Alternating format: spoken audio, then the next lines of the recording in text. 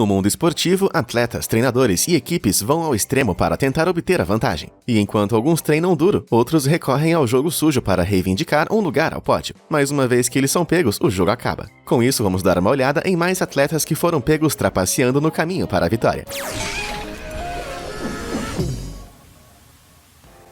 Crashgate. Algumas trapaças podem levar apenas alguns segundos para serem executadas, mas como a equipe de Fórmula 1 Renault descobriu, mesmo os esquemas aparentemente mais simples podem ter repercussões desastrosas. Na 14ª volta do Grande Prêmio da Espanha de 2008, o piloto da Renault Nelson Piquet Jr. colidiu por acidente com a barreira da curva 17. Milagrosamente, ele saiu ileso, mas um carro de segurança foi acionado, segurando os corredores atrás. Isso deu ao companheiro de equipe de Nelson, Fernando Alonso, uma vantagem afortunada, e ele venceu a corrida para a Renault. Em 2009, Nelson deu de cara com outra parede, só que metafórica, quando foi demitido da equipe após não ter marcado nenhum ponto durante a temporada. Enfurecido com a decisão, o pai de Nelson revelou que seu filho recebeu ordens de ninguém menos que o diretor-gerente da Renault, Flávio Briatore, e o diretor de engenharia, Pat Symonds. Esses dois grandes chefes orquestraram o sucesso de Alonso, sacrificando o jovem Nelson, ameaçando cortá-lo da equipe se ele não seguisse com isso. Ele recebeu instruções explícitas para bater na 14ª volta na curva 17, pois não havia guindaste naquele trecho para ajudar a remover o carro. Isso forçaria a saída de um carro de segurança no momento oportuno e entregaria a Alonso a vitória em uma bandeja de prata. Após uma investigação completa, a Renault admitiu se desculpando a flagrante manipulação de corridas, e a Federação Internacional de Automóveis baniu Briatore e Symonds do esporte. No entanto, a proibição foi inacreditavelmente anulada pelos tribunais franceses em 2010, o que significa que os dois homens estavam livres para retornar à Fórmula 1 em 2013.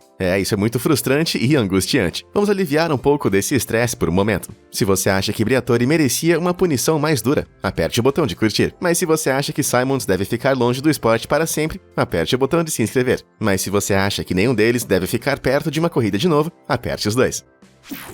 Will Smith. Ele pode compartilhar o seu nome com esse cara aqui, mas não há nada de legal em Will Smith, o ex-arremessador do Milwaukee Brewers. Isso porque esse Will foi pego trapaceando no campo de beisebol em 2015, em uma partida de beisebol contra a Atlanta Braves. Algo sobre Will chamou a atenção do time adversário. Não foi o arremesso que chamou a atenção, e sim a substância pegajosa, horrivelmente óbvia que revestia seu braço direito. Parecia que ele estava usando abertamente a substância pegajosa para dar a ele uma melhor aderência à bola. Embora o uso de substâncias estranhas seja estritamente proibido na liga de beisebol, muitos jogadores ainda usam sutilmente, principalmente se for uma noite fria e for difícil ter atrito. Mas o uso de Will era tão perceptível que os Braves poderiam ver tudo brilhando a mais de 18 metros de distância. Também era claramente visível na TV, e o árbitro Jim Joyce só precisou tocar o seu braço por um momento antes de ejetar Smith do jogo. Como você pode ver, ele não estava feliz em ser criticado na frente da multidão. Envergonhado e humilhado, ele fez uma pequena birra antes de desaparecer. Mais tarde, ele alegou que era uma mistura de protetor solar e resina que ele estava usando na prática e havia esquecido de limpar o braço. Mas apesar de todas as desculpas fracas, ele ainda foi punido com uma suspensão de 8 jogos. Parece que o jogo dele virou de cabeça para baixo.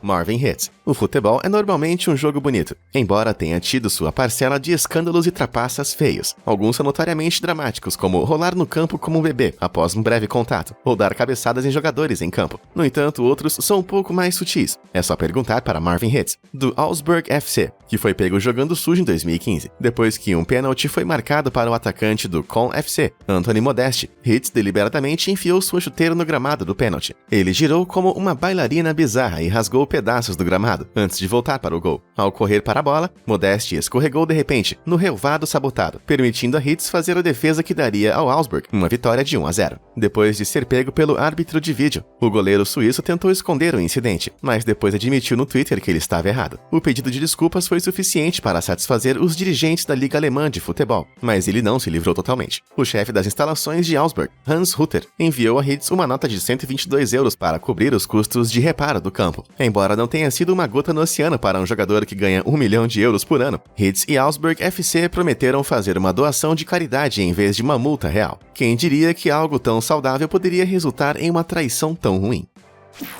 Sammy Sosa. Os fãs de beisebol devem se lembrar de Sammy Sosa pelos incríveis recordes que ele estabeleceu no final dos anos 90, mas o jogador do Chicago Cubs pode estar jogando sujo para reivindicar essa sequência limpa. Em 2013, Sammy subiu ao placar contra o Tampa Bay Devils e acertou a bola com tanta força que quebrou o bastão. Mas enquanto eles pegavam os pedaços, os árbitros notaram pedaços de cortiça saindo da madeira. Colocar cortiça em um taco como esse tornava ele mais leve, dando aos rebatedores um golpe mais rápido que aumentava suas chances de fazer um home run. No entanto, a ciência já provou que esse não é o caso. Embora um taco mais leve não ajude a rebater com força, ele pode ajudar a arrastar o balanço dos rebatedores por uma fração crucial de segundo, permitindo que eles apontem seus golpes com mais precisão. No entanto, o taco usado foi contra os regulamentos da liga principal, e ele foi imediatamente expulso do jogo. Depois, ele alegou que pegou o taco por engano depois de usá-lo durante os treinos para dar um show para a multidão. No entanto, essa admissão fez os corações de seus fãs caírem ainda mais, pois ele colocou em questão todos os famosos recordes de Souza. Para piorar ainda mais as coisas, uma mudança recente em seu físico geralmente esbelto, para um rebatedor agora volumoso e brutal, alimentou suspeitas de que ele também estava usando drogas para melhorar o desempenho. Sob uma nuvem escura de julgamento, uma investigação da Liga Principal de Beisebol, felizmente, descobriu que nenhum dos outros 76 tacos de Souza havia sido arrolhado, apoiando sua explicação. Ele também nunca testou positivo para qualquer traço de drogas para melhorar o desempenho. Mesmo assim, ele ainda foi suspenso por um total de 7 jogos, reduzidos de 8. O incidente não apenas quebrou seu bastão, mas também sua reputação. Isso significa que, apesar de seus incríveis recordes de home run, ele nunca foi introduzido no Hall da Fama, e infelizmente é provável que nunca seja.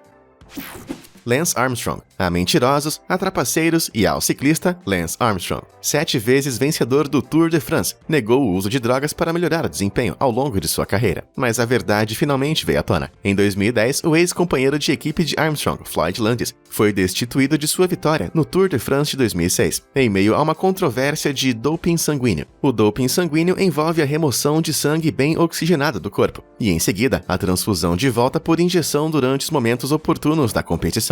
Isso aumenta a capacidade dos atletas de oxigenar os seus músculos, melhorando ilegalmente o seu desempenho. No entanto, Landis decidiu que não iria cair por conta própria e indicou que Armstrong também estava escandalosamente envolvido. Como ambos os pilotos foram patrocinados pelo Serviço Postal dos Estados Unidos na época, as alegações levaram a uma investigação federal, e em 2012 acusações formais foram feitas contra Armstrong. Embora ele tenha negado veementemente as acusações, evidências suficientes foram apresentadas para tirar o campeão de todos os 7 títulos do Tour de France e bani-lo do ciclismo para sempre. Sem nada a perder, em 2013, Armstrong confessou anos de mentiras e enganos ao vivo na Oprah. In all 7 of your Tour de France victories, did you ever take banned substances or blood dope? Yes. E como seria de se esperar, a maior mentira da história do esporte teve uma das maiores consequências financeiras. O Serviço Postal dos Estados Unidos levou Armstrong ao tribunal por fraude federal, forçando ele a desembolsar $5 milhões para liquidar suas reivindicações. Mas foi tudo realmente justo? Quer dizer, nos últimos 10 anos, foram mais de 100 ciclistas pegos fazendo doping, mas apenas 3, além de Armstrong, foram banidos do esporte para sempre. E aí, você acha que Lance merece outra chance? Ou você gostaria de vê-lo chutado para sempre? Diz aí o que você pensa nos comentários. Vincenzo Nibali. Graças ao já mencionado Lance Armstrong, o ciclismo agora tem a reputação de estar cheio de trapaceiros com ideias semelhantes. No entanto, as subidas difíceis e as altas velocidades levaram a métodos mais inventivos de trapaça que não envolvem drogas, como Vincenzo Nibali, que está prestes a demonstrar aqui. O vencedor do Tour de France de 2014 se envolveu em um acidente durante a Vuelta à Espanha de 2015. Depois de ficar bem atrás dos primeiros colocados, Nibali foi subitamente abordado por um carro da equipe e sofreu um caso de que os ciclistas chamam de garrafa pegajosa. Isso acontece quando os pilotos voltam aos carros da equipe para pegar bebidas sem parar. Mas quando a entrega ocorre, a pessoa no carro segura a garrafa por alguns segundos extras, efetivamente rebocando o piloto para lhe dar um impulso ilegal. No caso de Nibali, ele devia estar com muita sede, porque o carro da equipe praticamente o rebocou até o pôr do sol. Enquanto muitos ciclistas profissionais usam a tática sutilmente, o óbvio passeio livre de Nibali, que foi hilariamente capturado por câmeras, o desclassificou. Tanto ele como o diretor da equipe, Alexandre Scheffer, que conduzia o carro, receberam uma multa de apenas €200. Considerando que é uma prática que quase todo ciclista usa, você acha que o julgamento foi justo? Ou Nibali deveria ter recebido um tratamento mais severo por seu passeio? Sal Alozzi. Alguns dos escândalos de trapaça mais famosos do futebol americano se concentram em doping, bolas esvaziadas e negociações ilegais. Mas em 2010, o treinador de força do New York Jets, Sal Alozzi, encontrou uma nova maneira de trapacear em campo. Em um jogo contra Miami Dolphins, ele se esforçou para tropeçar no artilheiro dos Dolphins, Nolan Carroll, na linha lateral durante a jogada. Felizmente, Carroll não se machucou e voltou ao jogo. No entanto, o joelho notável de Alozzi chamou a atenção dos comentaristas esportivos da CBS, que com razão lhe deram um foco merecido. Watch the knee here being stuck out on purpose to trip up Nolan Carroll. Not sure who that person is, but they should be ashamed of themselves for that type of action. That has no place. Isso deve ter atingido a Lozzi com força, pois ele se apressou no dia seguinte e se desculpou por suas ações. Enquanto a NFL registrou uma punição apropriada, também apareceu que a Lozzi ordenou que os jogadores inativos dos Jets fizessem uma barricada humana na linha lateral durante todo o jogo. Como eles ficaram ombro a ombro como uma linha de chute, a formação acabou dificultando a passagem do time adversário. Com todo o comportamento antidesportivo acumulado contra ele, a Lozzi foi multado em $25 mil e suspenso sem pagamento pelo resto da temporada. Ele renunciou aos Jets em janeiro de 2011 e não trabalhou na NFL desde então. Ele pode até já ter sido uma pessoa decente alguma vez, mas essa guerra ele perdeu. Brady S. Manziel. O ex-quarterback da NFL, Johnny Manziel, ganhou as manchetes recentemente por trair a sua esposa. Mas se voltarmos a fevereiro de 2019, sua esposa Brady S. Manziel também ganhou as manchetes por trapacear, embora tenha apenas quebrado as regras, não apenas votos. A modelo fitness e instagrammer participou da meia maratona Run Like a Diva em 2019, completando o curso de 2 voltas em 1 hora e 58 minutos, sem treinamento prévio. Considerando que o tempo médio de meia maratona para corredores não de elite é de cerca de 2 horas e 24 minutos, isso foi bastante impressionante. Isso foi até que as pessoas deram uma olhadinha mais de perto em seus tempos fracionados. Ela atingiu a marca de 10,3 km em 1 hora e 31 minutos, mas terminou todo o percurso de 21,1 km apenas 27 minutos depois. Para que isso fosse possível, ela teria que correr os 10,7 km finais em um ritmo incrivelmente rápido de 10,8 km por hora. Para referência, o recorde mundial feminino para a corrida de milhas mais rápida foi de 4 minutos e 12 segundos, e isso foi apenas um. Então, Chiesi Manziel precisaria quebrar esse recorde 6 vezes consecutivas depois de já ter corrido mais de 10,3 km, e tudo sem nenhum treinamento. Embora fosse óbvio que ela estava trapaceando, ela com raiva foi ao Instagram para provar a sua inocência, postando essa foto do marcador de 11 milhas. Então, como ela poderia ter tirado aquela foto se não tivesse corrido todo o percurso? Apesar de sua defesa, detetives online revelaram que ela deve ter só corrido a primeira volta do percurso de 2 voltas, tirando fotos de todos os marcadores ao longo do caminho. Tudo pode ter sido um simples erro de virar à esquerda nesse momento, quando ela deveria ter virado à direita para completar a segunda volta. No entanto, todas essas vanglórias em postagens de mídia social agora excluídas, junto com nenhum pedido de desculpas, deixaram essa modelo de fitness parecendo uma trapaceira icônica. Deve ser de família, eu acho. Antônio Margarito. Quando se trata de boxe, você deve pensar que é impossível se safar da trapaça dentro do ringue. Vendo o quão de perto os lutadores estão sendo observados. Mas mesmo milhares de olhos e centenas de câmeras ainda podem perder pequenos detalhes, que é precisamente o que levou ao ego e rosto machucado de Miguel Cotto em 2008. No grande MGM de Las Vegas, o campeão entrou confiante no ringue contra Antônio Margarito. Embora parecesse cruel, Cotto não estava preocupado. Afinal, ele era o favorito para vencer e havia vencido suas últimas 33 lutas consecutivas. Mas depois de 11 rodadas, Cotto estava uma bagunça inchada e sangrenta, enquanto Margarito continuou forte e acabou sendo declarado campeão. O mundo do boxe foi deixado cambaleando com a derrota sem precedentes. No entanto, tudo faria sentido 6 meses depois, quando Margarito lutou contra Shane Mosley. Pouco antes de colocar as luvas, alguém notou estranhas manchas amarelas de pó nas mãos enfaixadas de Margarito. Os comissários cortaram os envoltórios contaminados e os enviaram para o laboratório, onde foi descoberto que a substância amarelada era de fato um tipo de gesso. Quando combinado com líquido como o suor, formaria um gesso de Paris, uma substância semelhante a um tijolo usada em moldes médicos. Ficou claro que Margarito estava planejando golpear o seu oponente com os golpes de pedra ilegalmente. E não seria a primeira vez. Uma olhada nas bandagens de sua luta contra Cotto revelou as mesmas manchas de pó, explicando por que Cotto levou uma surra tão brutal. Margarito e seu treinador Javier Capitello, que participou de todo o esquema, tiveram suas licenças cassadas por 1 ano. Mas Cotto acabaria por ter uma chance de vingança. Ele desafiou Margarito para uma luta assim que sua licença foi restaurada em 2011. Alimentada por vingança, a partida terminou com uma vitória por nocaute total para Cotto, e a justiça foi finalmente feita. Louis Resto. Infelizmente, Margarito não foi o único boxeador a trazer um ataque brutal ao ringue. Em 1983, Louis Resto enfrentou o campeão invicto Billy Collins, mas, incrivelmente, após 10 rodadas, Resto foi declarado vencedor, enquanto Collins saiu da luta parecendo ter sido derrotado de forma quase fatal. Seus olhos estavam inchados, e ele sofreu uma íris rasgada, permanentemente turvando sua visão. Mas não foi até que o pai e treinador de Billy Collins Sr., apertou a mão de Resto, e ele notou que suas luvas pareciam suspeitamente finas. These gloves. You can't hold it, Commissioner. All depends on him, damn glove. All depends on him, goddamn glove.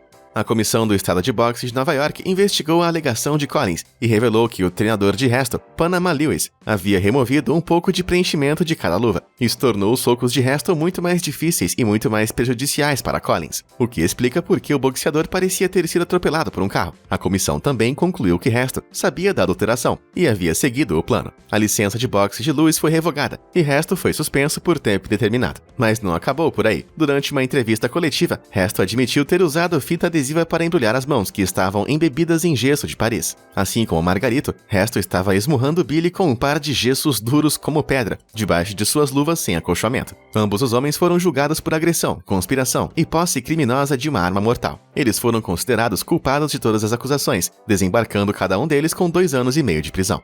Parece que essa luta eles não vão conseguir vencer.